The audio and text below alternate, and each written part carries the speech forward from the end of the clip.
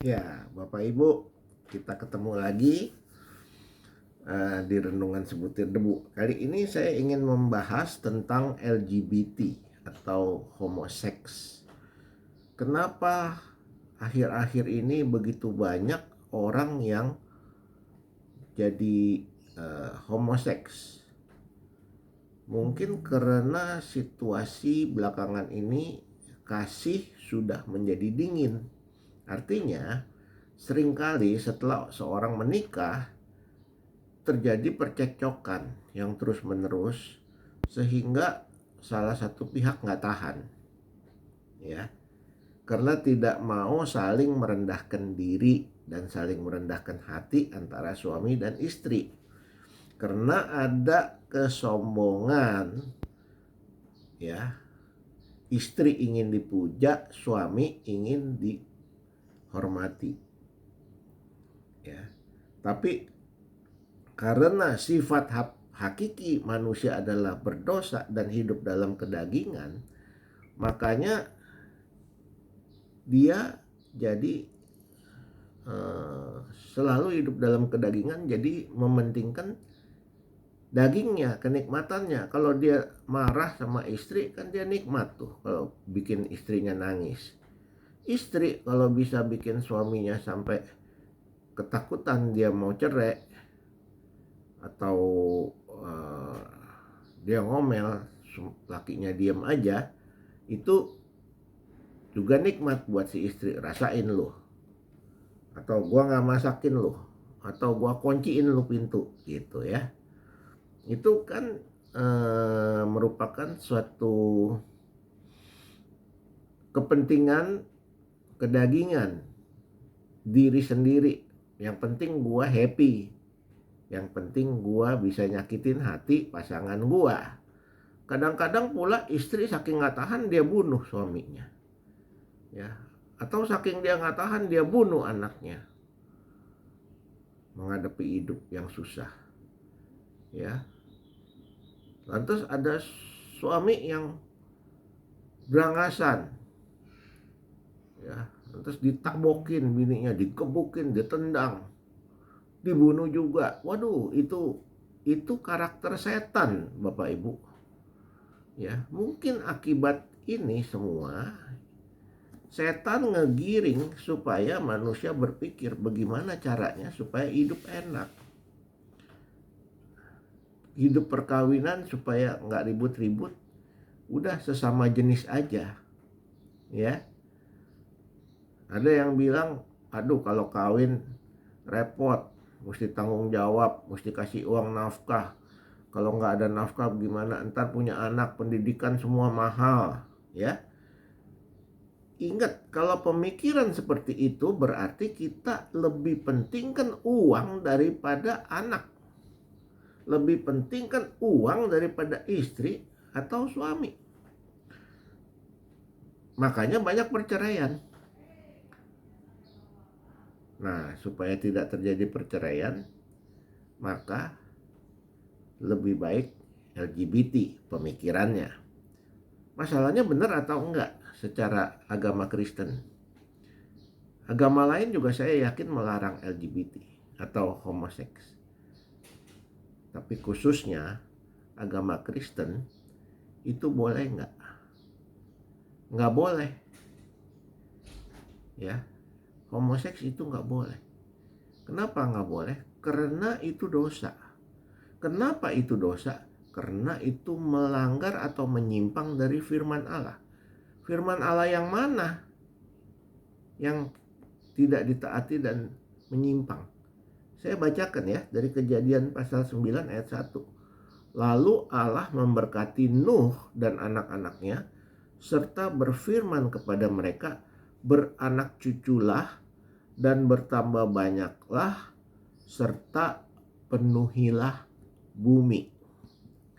Nah, jadi perintah Tuhan adalah penuhi bumi, beranak cuculah, ya. Kalau kita tidak mau beranak cucu, berarti kita melanggar atau menyimpang dari Kejadian 9 ayat 1. Kita menyimpang dan tidak taat kepada perintah Tuhan yang memerintahkan kita beranak cucu untuk memenuhi bumi. Kalau sesama jenis kan nggak bisa punya anak. Nggak mungkin laki sama laki punya anak, perempuan sama perempuan punya anak. Ya. Karena itu kita sebagai anak-anak Tuhan, orang Kristen, harus kembali ke firman Tuhan. Harus berpegang pada firman Tuhan dengan teguh. Ya. Jangan kita sembarangan menafsirkan, yang penting happy, yang penting kedagingan saya terpuaskan. Kita kan harus hidup taat pada firman Tuhan. Firman Tuhan mengatakan, aku adalah roh.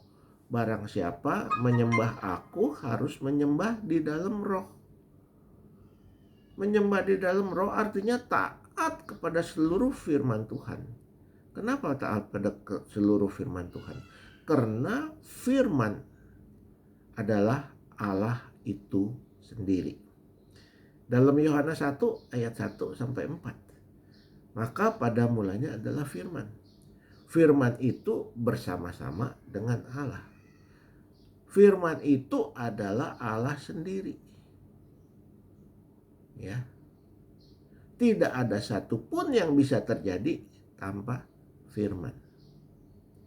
Nah, kita lihat tidak ada satupun yang terjadi tanpa firman. Firman itu adalah terang manusia. Nah, itu dalam Yohanes 1 ayat 1 sampai 4 ya. Nah, kalau kita sambung dengan Kejadian 1 pasal 1 ayat 1, itu penciptaan. Itu kalau kita baca adalah roh Allah melayang-layang. Pada waktu itu bumi gelap gulita. Lalu berfirmanlah Tuhan, jadilah terang, terang jadi. Lalu berfirmanlah Tuhan, pisahkan air dengan daratan, terjadi. Ciptakan langit dan bumi, terjadi. Ya. Dengan berfirman. Nah, di Yohanes firman adalah Allah itu sendiri. Karena itu, kalau kita menyimpang dari firman Tuhan, kita tidak taat pada firman Tuhan, berarti kita melawan Tuhan. Karena itu artinya dosa. Dosa artinya menyimpang dari firman Tuhan. Kenapa jadi dosa? Karena firman Tuhan adalah Tuhan itu sendiri. Ya. Itu sebabnya kalau kita tidak taat pada firman, menyimpang dari firman, kita dosa. Karena berarti kita tidak yakin akan pimpinan Tuhan dan kuasa Tuhan dalam hidup kita. Ini poinnya Bapak Ibu. Karena firman itu adalah Tuhan sendiri. Kalau kita tidak percaya dan tidak taat pada firman, berarti kita melawan Tuhan.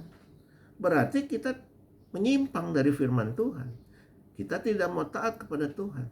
Kalau kita tidak mau taat kepada Tuhan, Tuhan juga tidak mau peduli dengan kita.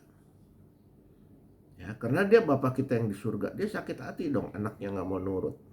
Sama seperti orang tua semua. Kalau anak nggak mau nurut, ngelawan, juga orang tuanya akhirnya sebel. Ya, sampai di sini Bapak Ibu. Nanti kita bicarakan topik lain pada kesempatan lain. Jangan lupa klik subscribe, share, supaya makin hari kita makin mendalam, makin mengerti firman Tuhan, dan bisa menerapkan dalam hidup kita. Sampai ketemu di episode berikutnya.